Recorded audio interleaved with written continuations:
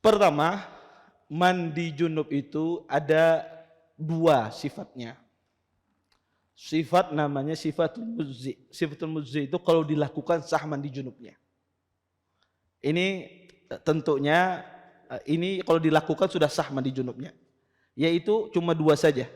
Berniat untuk mandi junub, yang kedua adalah meratakan air ke seluruh tubuh. Hendak caranya langsung betajun ke sungai, ya kada masalah. Hendak caranya kubui apa macam, berendam di dalam air kada masalah, sah mandi junubnya. Ya, ini mandi junub pertama, tata cara pertama muzzi. Ini kalau ada orang melakukan demikian sah mandi junubnya. Yang penting dia berniat. Hendak kiapa caranya terserah. Ya, tahalang, tebujur, tersumbalit kada masalah. Yang penting seluruh badannya kena air. Baik. Yang kedua, sifatul kamal, sifat yang sempurna. Sesuai dengan apa yang dicontohkan oleh Nabi SAW. Maka kita bedah satu-satu hadis Aisyah dan Maimunah. Di sini kata Aisyah, ya, dan dalam hadis Maimunah, Nabi SAW ketika beliau mau mandi junub, tentu beliau berniat. Berniat. Kemudian beliau membasuh kedua tangannya seperti di hadis Maimunah. Kemudian beliau bersihkan kemaluannya. Ya. Kemudian setelah itu beliau cuci tangan kiri beliau. Sudah selesai, beliau bersihkan kemaluan tangannya, barulah di hadis Aisyah dijelaskan setelah itu Nabi SAW cuci kedua tangannya. Beliau cuci kedua tangannya, di dalam sebagian riwayat 2 kali atau 3 kali. Perhatikan, Maimunah dan Aisyah secara detail menjelaskan sifat wudu Nabi SAW. Tapi banyak kata Ibnu Rajab, banyak para fuqaha, ahli fikih tidak tanabbuh, tidak perhatian terhadap dua hadis ini. Maka ya, Aisyah menyebutkan dan hadis Maimunah menyebutkan Nabi SAW membasuh kedua telapak tangan beliau 2 kali atau 3 kali. Kemudian dalam sebagian riwayat, setelah Nabi SAW membasuh kedua tangan beliau, ya 2 kali atau 3 kali, maka Nabi SAW setelah itu berkumur-kumur dan beristinsyak. Berapa kali? Kalau kita berwudu berapa kali kumur-kumur istinsyak? Berapa? 3 kali. Tetapi di dalam mandi wajib cukup 1 kali. Karena hadis Aisyah dan Maimunah menyebutkan 1 kali. Iya, tidak seperti berwudu. Berkumur-kumur dan beristinsaknya cuma satu kali. Kemudian setelah itu kita membasuh wajah kita. Berapa kali membasuh wajah? 1 kali, bukan 3 kali. Ya.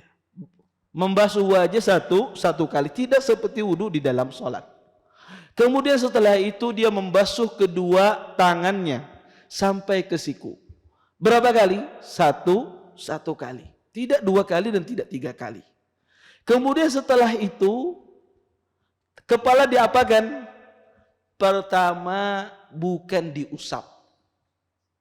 Kalau di wudu, ketika kita berwudu itu diusap. Kalau mandi junub tidak.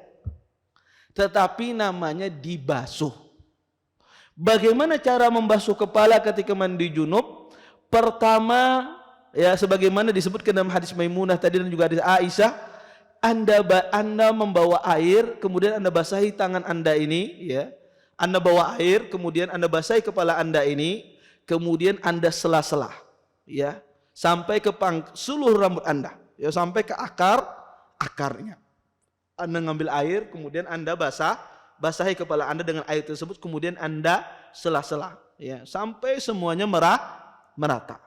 Kemudian setelah itu Anda mengambil air 1 gayung, Anda siram bagian sebelah kanan dari rambut Anda, dari kepala Anda.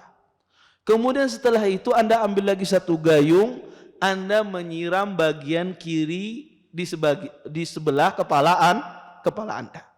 Setelah itu baru Anda ambil air, Anda siram dari tengah, dari atas. Kemudian baru setelah itu Anda ratakan air ke seluruh tubuh Anda, pada bagian-bagian yang tidak kena wudhu tadi. Berarti dari leher Anda ratakan, siram, terus dari tangan sini, ya, otot-otot ini nggak kena wudhu tadi, ya, terus ke bawah, sampai terakhir Anda siram kaki Anda, dan seperti itulah dalam hadis Maimunah. Sebagian orang tata cara mandi junub mereka memahami seperti wudhu di dalam sholat, sehingga ketika kepala diusap. Padahal hadisnya adalah faghasala ra'sahu. Jelas sekali membasuh kepalanya. Kemudian ketika mereka membasuh anggota badan, mereka mulai bagian kanan dulu. Ya, dan ini pendapat jumhur. Dia memulai bagian kanan. Setelah itu dia memulai bagian kiri. Maka ini keliru. Bukan keliru, kurang tepat. Ya, ini kurang tepat. Kenapa kurang tepat? Karena hadis Maimunah dan hadis Aisyah kita katakan tidak menyebutkan demikian. Kata Maimunah dan Aisyah diratakan ke seluruh tubuhnya. Tidak dimulai bagian kanan dan tidak dimulai bagian kiri. Sebagian ulama berdalil dengan hadis memandikan mayit. Kata Nabi SAW, ibda bimayaminiha, mulailah dengan bagian kanan. Kita katakan mandi jenazah itu berbeda dengan mandi junub, sehingga tidak bisa dikiaskan. Oleh karena itu, wallahu taala alam, pendapat yang rajih wallahu taala alam, tata cara mandi junub, ya, yang sesuai dengan sunnah Nabi SAW, sebagaimana dalam hadis Aisyah dan hadis Maimunah. Pertama, kita berniat, kemudian yang kedua kita membasuh, ya, kedua tangan kita, ya, sebelum kita masukkan ke bejana, kemudian kita basuh kemaluan tersebut dengan kaki kiri, dengan tangan kiri kita. Kemudian, ya, kita sabun atau pakai pewangi, ya, dibersihkan tangan tersebut. Setelah itu Anda memulai membasuh kedua tangan Anda. Dibasuh 2 kali atau 3 kali. Kemudian Anda berkumur-kumur, beristinsyak satu kali. Kemudian Anda membasuh muka Anda satu kali. Kemudian Anda membasuh kedua tangan Anda satu kali. Kemudian setelah itu Anda ambil air, siram kepala Anda. Kemudian Anda kucek-kucek, ya, dengan tangan Anda. Ya, dimasukkan tangannya. Kemudian setelah itu dia mengambil air, maka siram kepala bagian kanan. Kemudian mengambil air lagi, siram kepala bagian kiri. Kemudian mengambil air lagi, dia menyiram kepala bagian atas, bagian tengah. Baru setelah itu dia ratakan air ke seluruh tubuhnya dari atas, terus ke bagian-bagian yang tidak kena wudhu tadi. Terakhir baru dia siram kakinya. Semacam itulah tata cara mandi junub Nabi SAW. Dan ini tata cara yang paling sempurna. Ya, tata cara yang sempurna. Terima kasih. Jazakumullah khairan wa barakallahu fikum. Video ini dibuat atas partisipasi dari donasi Anda. Semoga menjadi amal jariah bagi Anda semuanya.